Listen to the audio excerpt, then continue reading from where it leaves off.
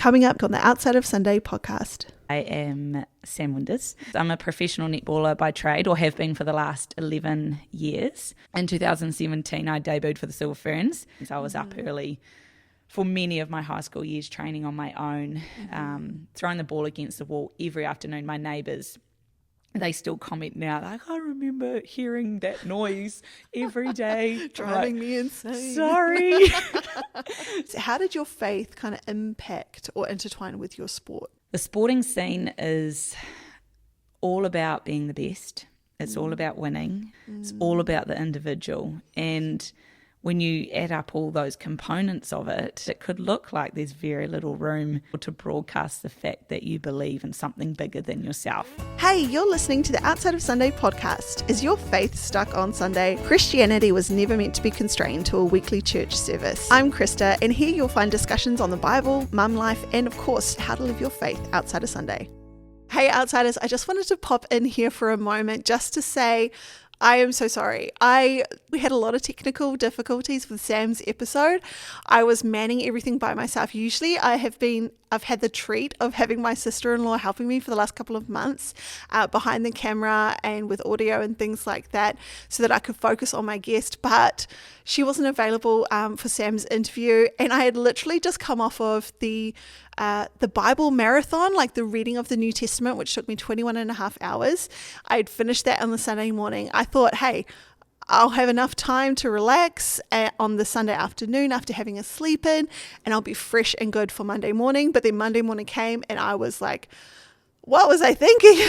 But Sam was so gracious. We had so many technical difficulties in the beginning, but she was just a real gem, and I was just so thankful for her understanding. But now I need to ask you for understanding, because I thought we had everything sorted out. It turns out that my camera is extremely blurry. Like, it looks like I'm featured in a true crime documentary and I'm trying to hide my identity. It's so blurry. So I want to apologize for that, and just to ask for your understanding. I try to make everything here as professional looking as possible, but most of the time it literally is just me with the cameras, with the lights, with the audio, with all the editing and things like that after the episodes, because I want to serve you as best I can. I want to serve the Lord as best I can.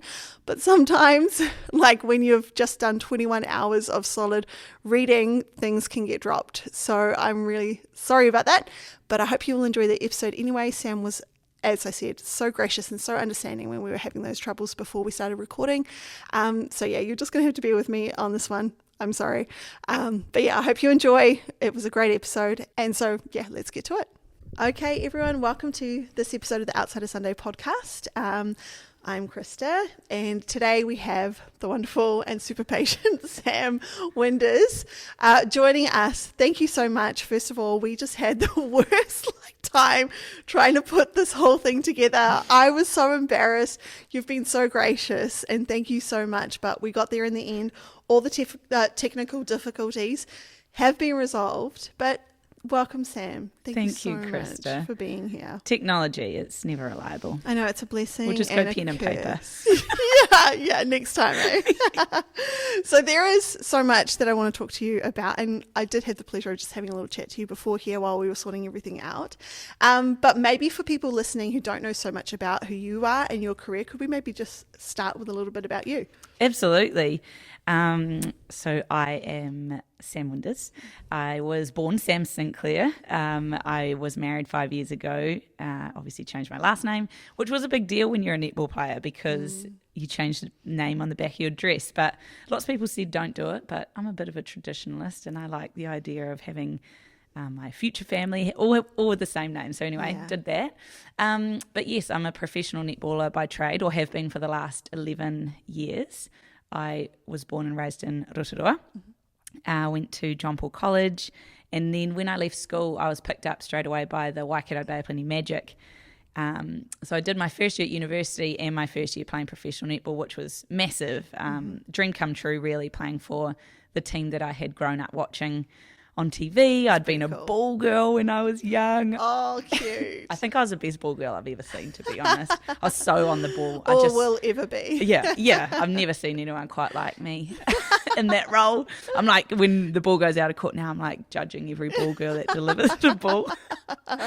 So anyways, besides ball girling, I was playing. In 2017, I debuted for the Silver Ferns.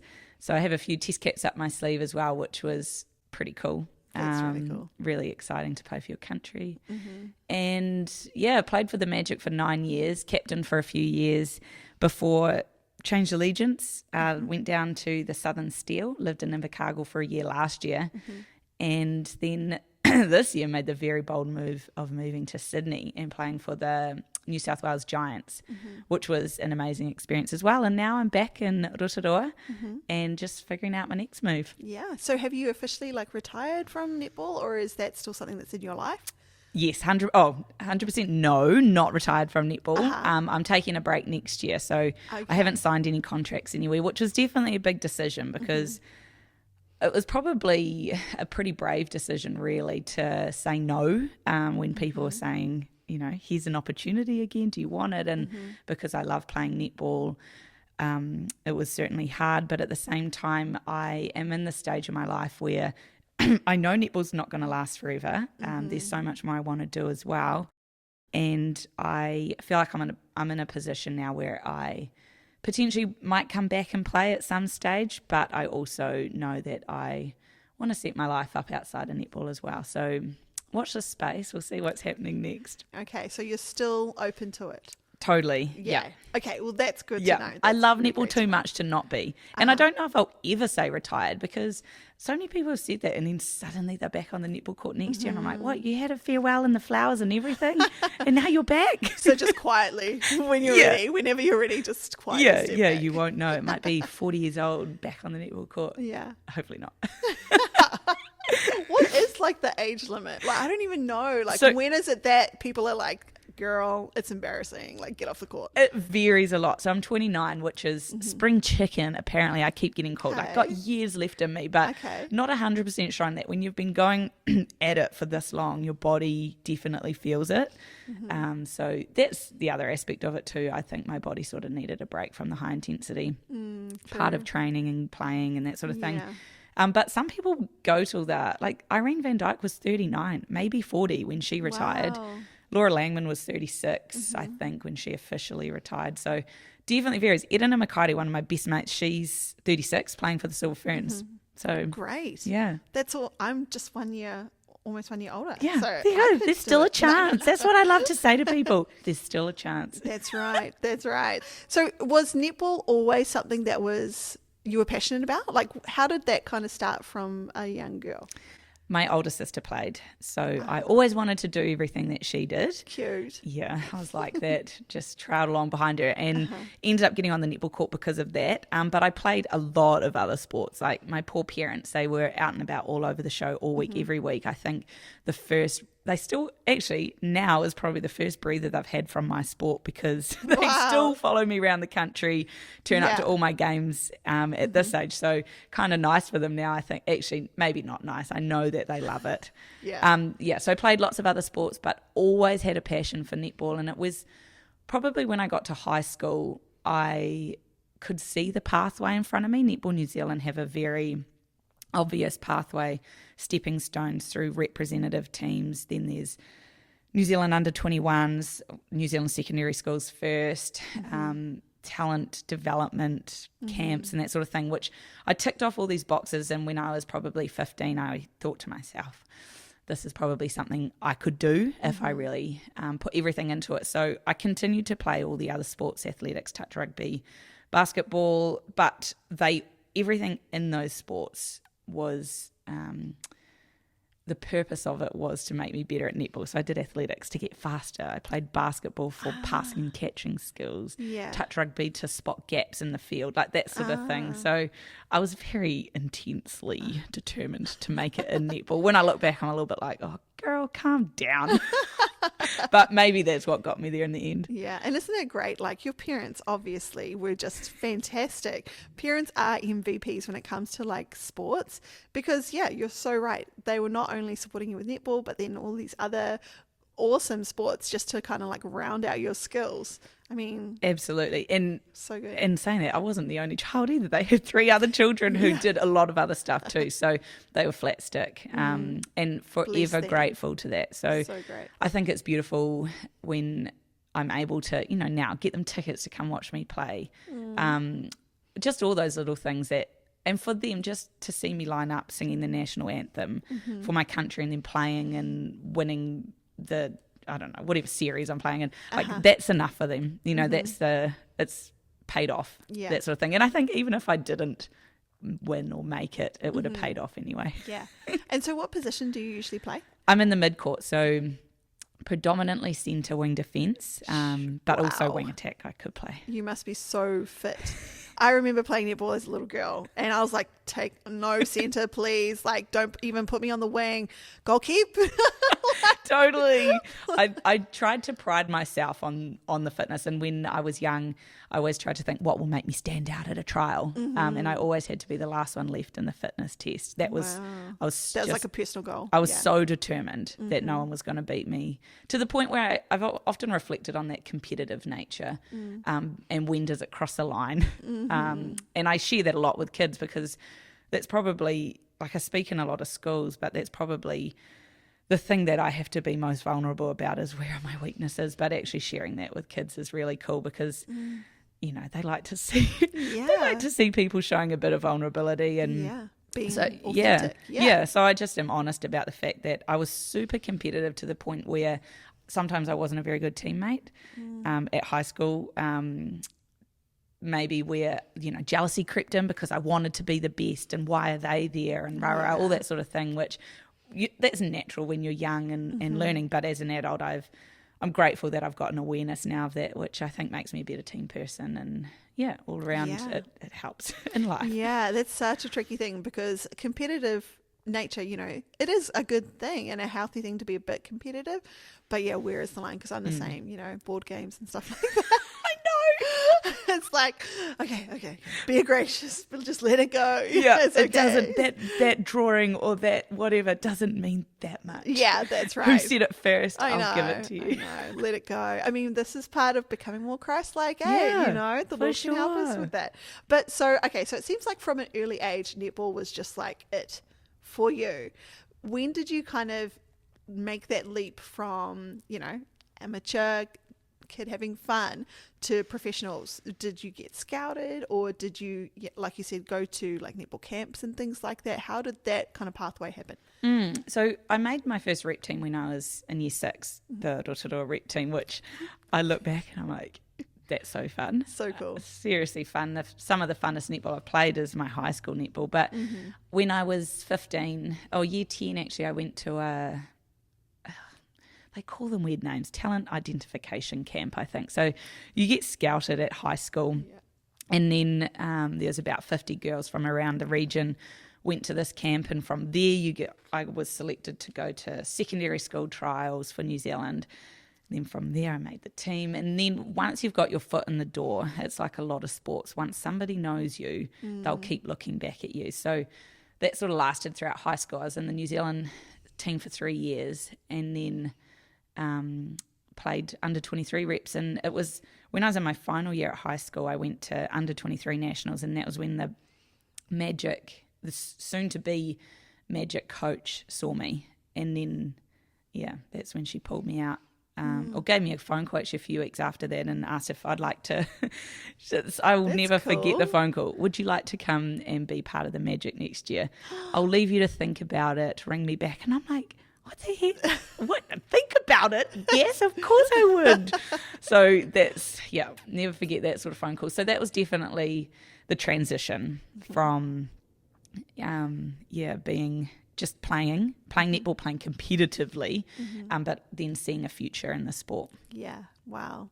That's so, it must have been so fun. You must have just been buzzing out. Did many other of your, teammates and friends join you on that? Or was that kind of something that you just did on your own? It's interesting because my high school team, we actually did the best that our school has ever and probably will ever do in netball. We made it to nationals, which only 15 schools in the whole of the country can qualify for. Wow. So little old John Paul College from Rotorua went to Nationals, and we got 5th at Nationals in 2013, and still to this day some of the funnest netball I've ever played with my mates. Leaving high school after that, I don't know if any of the girls play netball anymore. Okay. They just had me standing in front of them cracking the whip. We are here at this time. We are doing this training. Get on the line. We're running shuttles. So we were fit. We had a lot of netball under our belts. We did have a lot of fun. They were my best mates at high school. So it was definitely a journey that was a lot of individual work went on behind the scenes. I was up early for many of my high school years training on my own, throwing the ball against the wall every afternoon. My neighbours, they still comment now, like, I remember hearing that noise every day. Driving me insane. Sorry. So, a lot of individual determination and a lot of intrinsic motivation to achieve my goals, but lucky to have the support of a team, who got on that waka with me. And I suppose netball being your thing, you must have always had your eye on the Silver Ferns. Yes, I did. How long was that before? I mean, spoiler, obviously you got the call eventually, but how did that happen and what was that like? I remember the first, I don't even know if it's a memory, but I remember seeing in my school magazine when I was year 6, it said, what do you want to be when you grow up? And I had written Silver Fern, which is kind of cute. So sweet. I didn't really understand what it meant, but I was definitely getting into my netball back then. So that's maybe where the dream started. And then, it was, when you make it, it's never anything like how you thought it would be. I guess that's the mystery of professional or elite sport, especially in New Zealand where it's such a big deal sport, it's such a sporty nation that every young kid's dream is to make the Silver Ferns or the All Blacks or whatever it might be, go to the Olympics. But when you get there, it's so much more challenging than you ever thought it would be, physically, mentally, tactically, spiritually. Like your social life goes out the window, your body, you're putting your body on the line every training, every game. And for a lot of people, I don't want to be that person who, when they're older with kids, can't run around because you thrashed your body playing sport. So there's a real toss-up, you have to be all in to achieve great things. But at the same time, there's a real, it comes with a tax, let's put it that way. I wouldn't change anything, but I have a real appreciation for what it does take to get there. And I'm very content now that I'm not right now part of it. It's really special, but there's a lot that I don't miss. Like there must be. I think about like the All Blacks, and that's such a physical sport, and netball as well. Did you get many injuries? Is your body okay, or are you suffering right now? Thankfully, I haven't suffered any major injuries along the way. And when I say major, I mean like season-ending sort of 12-month rehab, like an ACL or an Achilles rupture or something like that, which is quite common in netball. So never had to go through any of that. The longest I'd been out was with an ankle injury, which basically tore almost all the ligaments in my ankle, but it was right at the end of the season, so I luckily didn't miss out on anything. But I've always been really focused on being fit and strong. Prided myself on it, like I said, being the fittest in the yo-yo, last one out of the test. And I think that's helped, having a real discipline, but also an appreciation as I get a bit older, real appreciation for my body and what it can do, and not just getting out in the court and thrashing it and going home and feet up and that's it. It's like actually showing your body that you care for it by doing those things outside of training. So the preparation beforehand, the eating well, the stretching at night, the foam rolling, the ice baths, the spas, the massage. Like there's so many little things. They call them 1%ers, but when you add enough of them together, I think it helps a lot. So I guess that's what I'm thinking that's why I haven't suffered too many major injuries. And long may that last. Yes, long may that last. You seem like such a determined person, and even from a child, like when you were doing all those extra practices as a child, was that your parents encouraging you, or that was just from you, was it? Yeah, my parents never made me do anything. They never dragged me out of bed to do stuff, or they always said to me though, if I enrolled or signed up to play a sport, or signed up to the athletics club, I had to go through the season before I quit. You can't let down the team, or you can't waste this membership. If it's $100 to sign up for the season, you're not just quitting halfway through. You're going to see it out, and then you decide at the end. So that was basically the ground rules. But it was a very deep inner determination. And a lot of people have said it's like a second child syndrome. I don't know. I think maybe it is. I don't know. I'm a second child. You seem pretty driven. Maybe this is my second child syndrome thing. The podcast. Oh my goodness. I feel like we're in a psychology. Therapy. We're just having a moment. Yeah. Okay. Now moving back to the conversation. Highlight of the netball career. There was one series. There's a few actually. One series against Australia. It was during COVID times, so we didn't really have a crowd. It was limited, and New Zealand hadn't won the Constellation Cup for about 10 years, and we play for it every year against Australia. You play 4 tests, and you have to win 3 basically, and we did in 2021. I think it was, and I was a solid player in the team. I had finally got my starting bib. I just remember the team was very much on the same page for that competition or that tournament. It was like long, it was a big week, it was hard, but we battled through it and we won this beautiful, amazing trophy. So that was really cool. But I think more than just the winning part of it, it was, I think, like fulfilling my ambition of being making a real contribution in the black dress, because I think that's what a lot of sports people talk about when you take it off or you put it on, is that you want to leave it in a better place. And I think that's a real Kiwi thing, like that Silver Fern just means so much to us, and we have a lot of pride in what we do, especially when we wear it. So leaving it in a better place, I think that was a really cool series for me to do that. That'd be my highlight. That's pretty cool. All right, well, I thought we could, one last thing actually on netball, and then I thought we could delve a little bit more into the faith side of things, because that's important.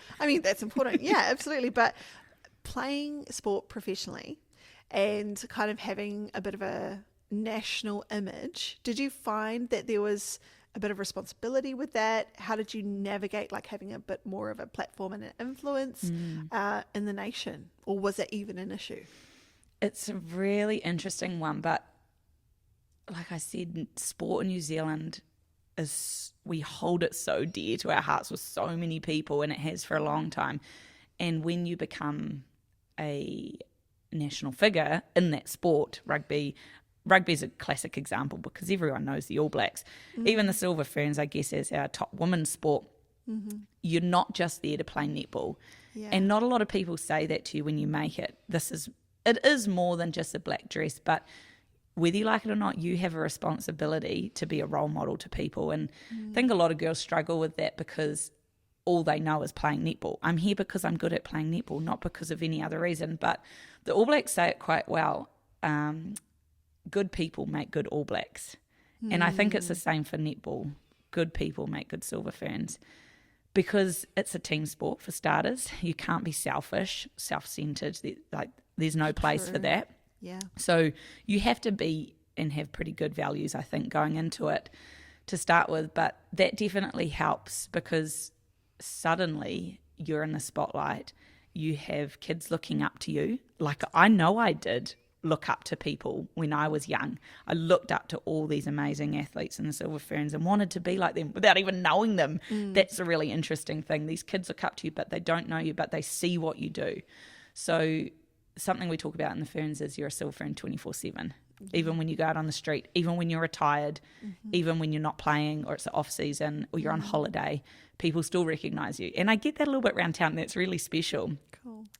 But it's also, a little bit of responsibility. Yeah. But I think that's a good thing, because if there's a little something in the back of your head saying behave and it's not your conscience, it's the responsibility of the image, then there's not, I like it, because keeps everybody on track, I think.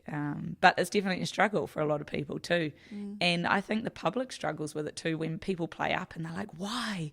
But you're an amazing rugby player. It's like, exactly, they're a good rugby player. That doesn't necessarily automatically mean that they're great. Exactly. Great guy. So we have to be really careful about who we look up to, especially when we don't know them. And that's what I always think about kids who, I really like you, or I look up to you, or whatever. I'm like, you don't really know me. You should look up to someone that you know in a way. But so there's a bit of a weight of that. But that can either motivate you or bring you down. So, yeah, I think, letting it motivate you is a great thing to do, because like you said, it's kind of good to know that there are, you're just living your life. You're going to the shop, you're getting petrol and stuff. And if, Sam Winders has a fit because somebody didn't, do the right thing with with the shopping or whatever, then that, not only does it bear witness against you, it bears witness against the Silver Ferns.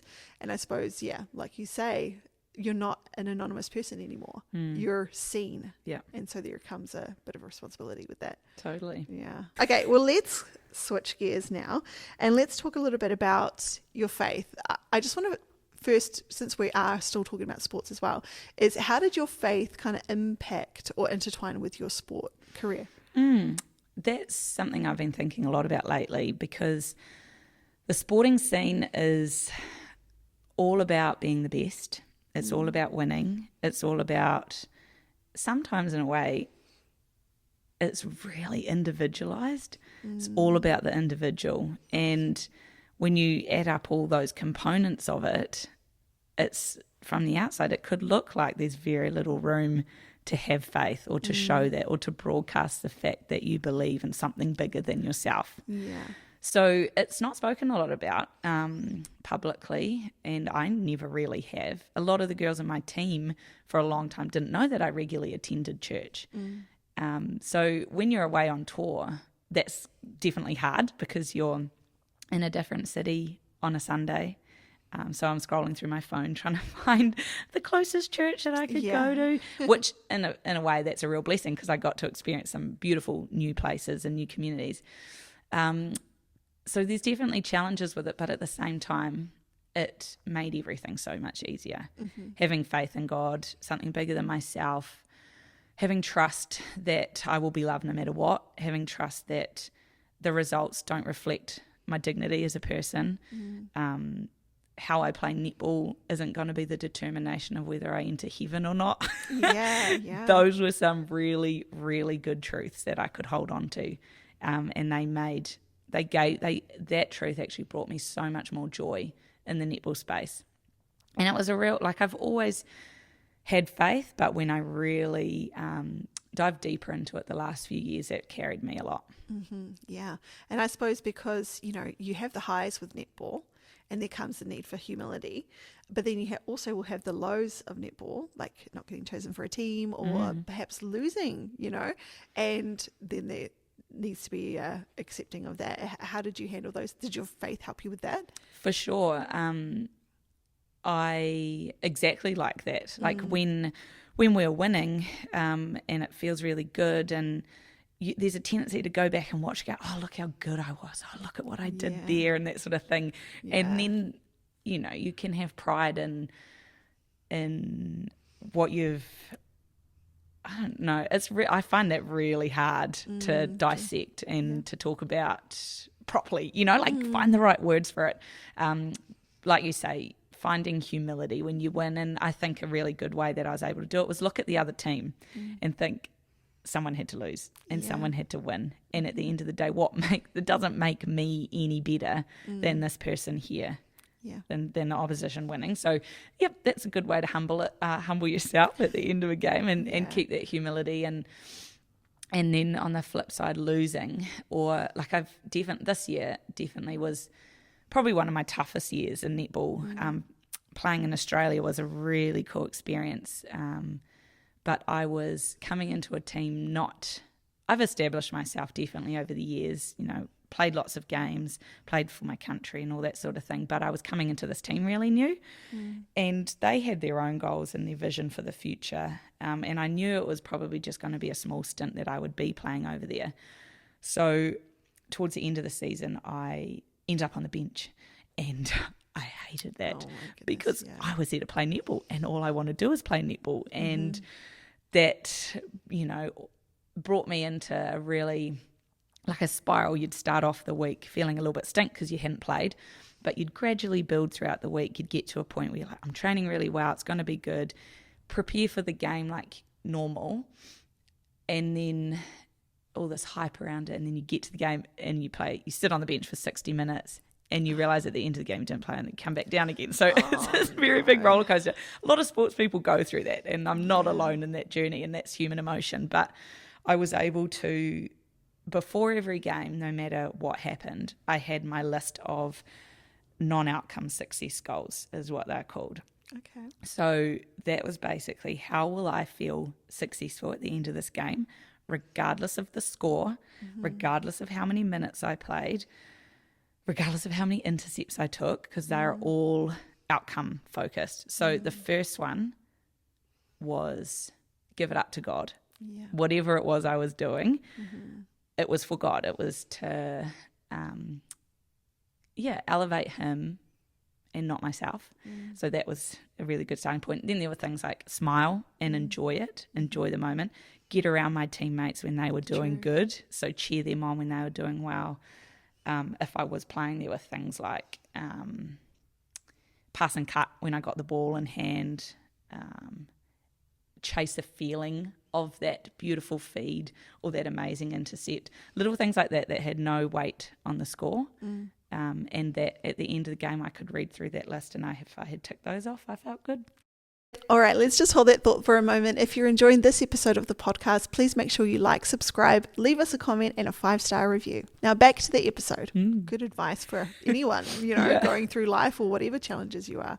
Yeah, that's awesome. Okay, well, let's go further now into your faith. So I know you're a Christian, you follow Jesus, but how did that kind of all come about? I was baptised a Catholic when I was a baby, and my grandparents, on my mum's side, are Catholic, and mum's a Catholic. Dad is Christian, believes in God, not so much practicing as my mum, and that's okay. That worked in our household. But when I was younger, mum was a nurse, still is a nurse, but she worked a lot of night shifts and weekends because she wanted to be available during the week for us. So that was the sort of sacrifices mum used to make. I don't know. And when I look back, I'm like, how did you do it? Yeah, that's incredible. Yeah, it's a lot. Yeah. And it was 4. Yeah. There's 4 in your family, 4 kids. Yeah. Amazing. Anyway, so mum worked weekends a lot, which meant granddad would take us to mass, and he'd take my siblings and I, and that was just my childhood. Right through school years, every Sunday was church. Along the way, when I had netball, rep stuff on Sundays, I'd go off and do that, and then they'd all still go to church and that sort of thing. And I went through Catholic schools, primary schools and high schools. Then when I left home and went to university, it was sort of casual. I was very casual about it. Definitely believed in God and always had faith. But I guess when things have been laid out for you your whole life, you're not 100% sure what does that personally mean to you. Yes. When there's all these, God do this, God do that, this is what this means, and teachings and stuff, which I'm very grateful for now.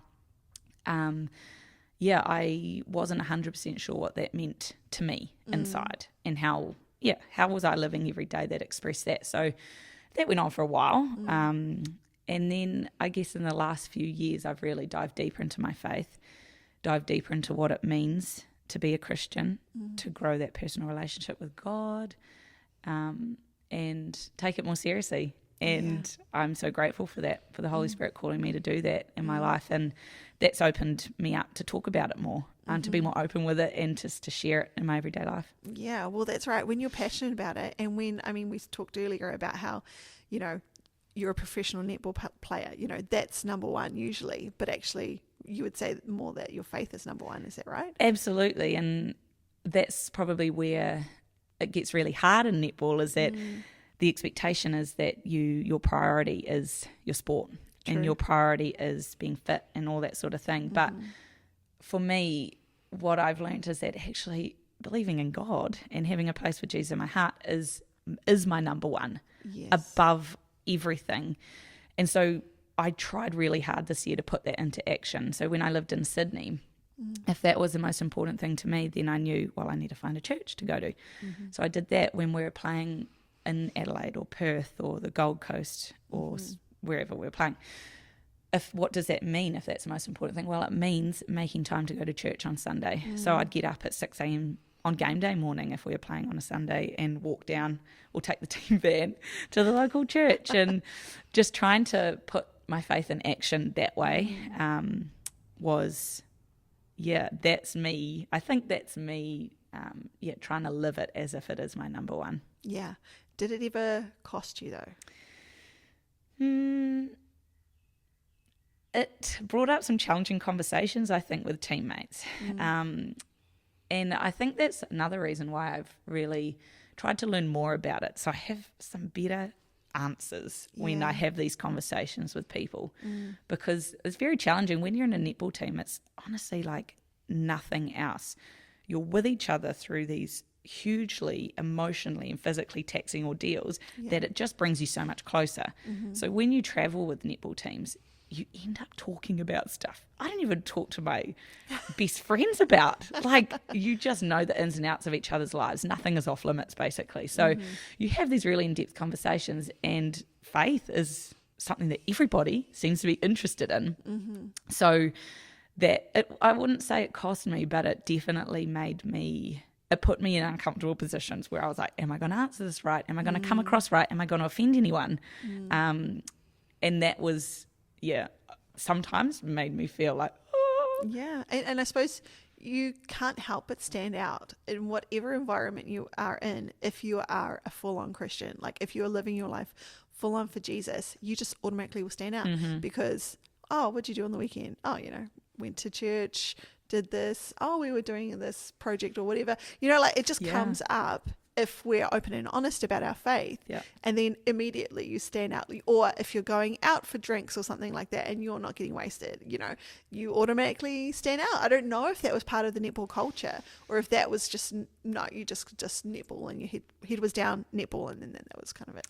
Yeah, I think actually now that you say that, that's definitely been a challenge over these last few years as I become more on fire for God, is that I look back at some of the behaviour I did when I was younger, when I was a university student, when I was out with the netball girls or out with my friends and doing stuff that I look back and I'm like, that wasn't really living up to how I wanted to. So that's, that's me facing up to it now and knowing that thankfully God is a forgiving God. Absolutely. And there's room to be better for sure. And this is me working on that.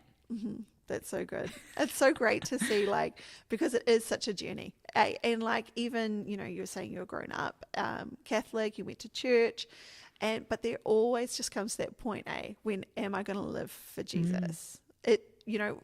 I was the same, grew up in church, but it came to the point when it was like, hey, my faith is not my parents' faith or my grandparents' faith, am I going to make this my own? And it seems like you've definitely decided to do that. Definitely. And I look at a lot of people in the same boat, my siblings included, and we have grown up with our parents' faith or our grandparents' faith, like you say. I really like that. But there definitely comes a point where I think all humans will start searching for something beyond themselves, and some people find it in making money or try and search for it. They don't find it, They go searching. Is it making money? Is it buying houses? Is it looking good? Is it working out? Whatever it is.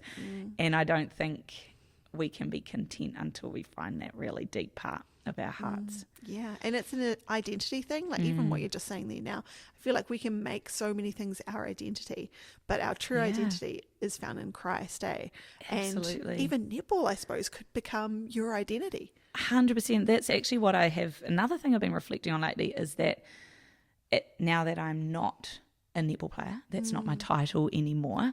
I definitely struggle with that a little bit. When you write on your incoming passenger ticket on the plane, what is your profession? And I took a lot of joy in writing professional athlete or netball player on it. That was cool.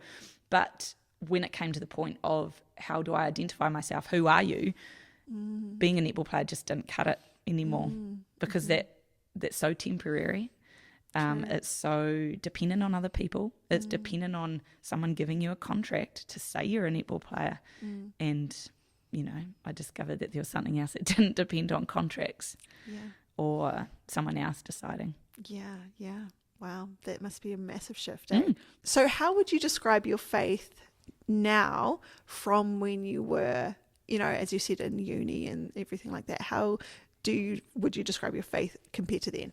At university, it was a little, if I was writing a little bio on who I am, it's something I would say, I'm this and this and this and this, and I go to church and blah, blah, blah, and I'm a Catholic. And whereas now, that whole list of who I am depends on me believing in God and having that relationship. So it's rather than just one section of who I am, it encompasses everything, which really, when I really think about it, that's a huge difference. It's a really, really massive difference. And that's really challenging too, because we live in such a challenging world. There is so much that is pulling us in the other way. Yeah. And it's so much easier, actually, to go the other way, to just, who cares? But it's really hard. And that's why I actually share that with a lot of people. It's really hard to be a Christian, really hard, but it is like nothing compares to the reward, of course, as we believe, Yes. If we really truly believe in what the reward is, then nothing compares. Yeah, well, and you're so right. We are literally walking against the tide. We are on what it says in the Bible. It's a narrow path. And I don't know if I've said this on the podcast before, but when you think about a narrow path, I kind of envision like a gymnastics beam. And it's hard work. You have to make sure you're on balance and just stay on that straight and narrow path, because that's what we're called to. There's so much that we have to let go of. Yep. And just pursuing Jesus it's an ongoing thing. It's not just that's why we call the Outside of Sunday podcast. It's not just a turning up at church. It's an inside and outside of Sunday thing. But since I'm kind of talking about that now, how would you say that you are kind of living your faith? How do you sustain outside of Sunday? Yeah, I think first of all, that's the challenge, is when you say that you believe in God, suddenly everyone expects you to be perfect. And you have to flag that I'm actually not Jesus. I believe in him, but I'm not him. I will try as hard as I can and slip off the wagon as well. So that's, something to consider as well. And I think that's when sometimes it's really hard to have those conversations with people when they're like, but you did this and you said this and you're a Christian and you lived this life or whatever. I know, we're all trying, aren't we? But anyway, outside of Sunday, I think it's interesting when I think about my role or my public image or whatever as a netball player, potentially could give me such a platform to share that. But the most profound and moving experiences that I've ever had is in the one-on-ones. Yeah. And I'm really grateful that I have met a lot of people along the way. And so it's not so much the amount of people that know me or see me on TV or whatever it is. It's the people that I get to engage with. So the teammates that I've had, the community netball days I've been to, the friends that I've made. Those are the one-on-ones where in those engagements, I've had one-on-ones with people where it just warms my heart. So living outside of Sunday, for me, living my faith is talking about God one-on-one. And that's really hard sometimes. And it's easy when you're talking with someone who definitely believes in the same thing as you. That's great. It's talking to someone who necessarily might not. So that's one part of it. And then, like I said, it's a continual thing for me now to grow my individual faith, my personal relationship with God. So working on that. But I think that's supported by learning what it means to be Catholic, learning the teachings of the church, learning all the goodness that they want for us as well, and then balancing that with my personal relationship too. So combining community and individual stuff, but definitely one-on-one, I think is my area at the moment where I'm just trying to chip away at that. That's awesome. Sorry to all the people in my life that I'm chipping away at. It's because we love. It's because we care. It absolutely is. And actually, when you were just talking just then, I just had that thought kind of drop into my mind about, you were saying before, the pressure of being a Silver Fern, of being this professional sportswoman, and people look at you and they know, oh, if you do fail somehow in your personal life, that reflects so much on your team, and you can't let your team down. But it's like, how similar is that to our faith? Yes, I see where you're going. That is so similar, because and not only, I mean, representing the Silver Ferns is one thing, but representing Christ, I mean, that is just That's a big old responsibility, isn't it? What a responsibility that is. And I do find, people, I don't know, there seems like we've gone through this stage of cancel culture being a huge thing in the world, and people just do not have grace for other people anymore. But it's just like, we are all imperfect people. Thank goodness. I mean, I'm so grateful that I'm a Christian, because when I stuff up, there is the Lord to meet with me with grace. 100%. We're so lucky we've got that to fall back on. Because absolutely. Yeah, I know, where would we be without Jesus, right? We're going to go now to a couple of questions that we have on Instagram, one that we kind of already covered, which is, were there any tricky parts of navigating your faith and your netball career? Do you have anything else that you want to add to that? Probably besides those difficult conversations, a little bit of what I touched on just now about the expectation that you feel people have on you when you suddenly say you're a Christian. Should that change how I play on the netball court? Should I be less physical? Should I be like, if I look at the ref a certain way, is that not Christian of me? If I accidentally let a swear word slip, is that not Christian of me? And then having those battles, I think those are real internal battles. Yeah. And with myself, and then if other people pull it up, and am I being a good example? Like those sort of things. There's no hiding what you do. That's true. It's hard. It's all out there. Yeah. And one more, which is, if you could do any other sport other than netball, what would you do? So many. Do you know, pickleball has really taken off around the world? See, I've heard this term. I don't even know really what pickleball is. Can you tell me? Yeah, so it's sort of like on a badminton-sized court with a low net, lower than a tennis net. Okay. And you have a plastic paddle and a plastic ball with holes in it. And it's sort of like tennis, really. Okay. Similar rules to tennis, but the ball bounces slower because it's got holes in it. You can put a lot of spin on it. I don't know. My husband and I got really into it in Sydney, and apparently there's a professional league. So wow. And rather than instead of netball, potentially I could pick that up post netball. Yeah, that sounds amazing. Get me into a professional league. Okay, anyone in the professional pickleball leagues? Hit me up. Hit up Sam. She'd love to join, and you'll win. You'll absolutely win. Yes, and if we don't, then we will try again. Yeah. Awesome. Well, thank you so much, Sam. This has been great. Let me just say one more thing. If you had to give some advice to anybody who is in professional sports and navigating their faith, any advice? I think the best thing that helped me was constantly repeating the fact that the outcome or your identity as a netball player doesn't define you in God's eyes. That was the best thing ever for me, and it's given me so much peace and actually enabled me to enjoy my netball even more. Fantastic.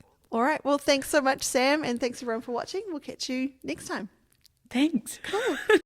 Congrats, you made it to the end of this episode of the Outside of Sunday podcast. Thanks for the support. Become an official outsider by liking and subscribing and leaving a 5-star review. If you'd like to connect with the podcast, you can find me on Instagram, Facebook, and YouTube. Just search Outside of Sunday podcast. And don't forget to let someone you know about this podcast.